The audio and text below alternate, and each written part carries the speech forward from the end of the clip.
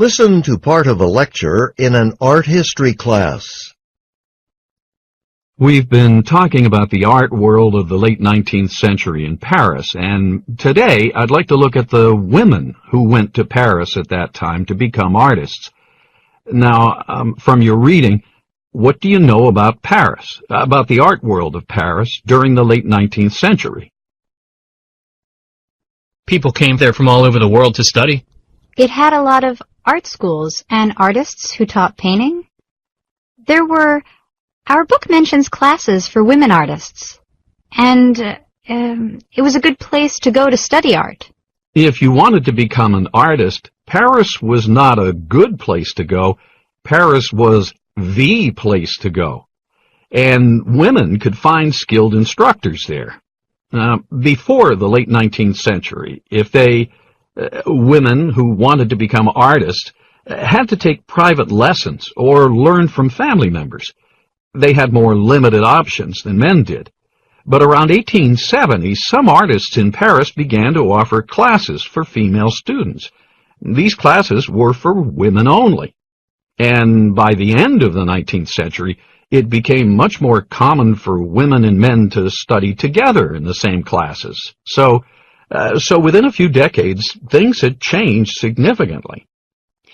Okay, let's back up again and talk about the time period from the 1860s to the 1880s and talk more about what happened in women's art classes. In 1868, a private art academy opened in Paris, and for decades it was probably the most famous private art school in the world. Its founder, Rodolphe Julien, was a canny businessman and quickly established his school as a premier destination for women artists. What he did was, after an initial trial period of mixed classes, he changed the school policy. He completely separated the men and women students. Any reason why he did that? Well, like I said, Julien was a brilliant businessman with progressive ideas. He saw that another small private art school, where all the students were women, was very popular at that time, and that's probably why he adopted the women-only classes. These classes were typically offered by established artists and were held in the studio, the place where they painted. This was a big deal because finally women could study art in a formal setting. And there was another benefit to the group setting of these classes. The classes included weekly criticism, and the teacher would rank the art of all the students in the class, from best to worst. How would you like it if I did that in this class? No way.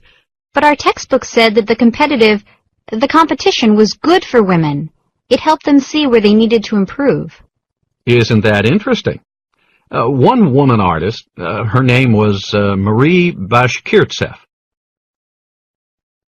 Bashkirtseff once wrote how she felt about a classmate's work. She thought her classmate's art was much better than her own, and it gave her an incentive to do better. Overall, the competition in the women's art classes gave women more confidence that they could also compete in the art world after their schooling. And even though Bashkirtseff couldn't study in the same classes as men, she was having an impact as an artist. Just look at the Salon. What do you know about the Salon? It was a big exhibition, a big art show that they had in Paris every year. The art had to be accepted by judges. It was a big deal. You could make a name for yourself. You could have a painting or sculpture in the Salon and go back to your home country saying you'd been a success in Paris. It was sort of a seal of approval. It was a great encouragement for an artist's career.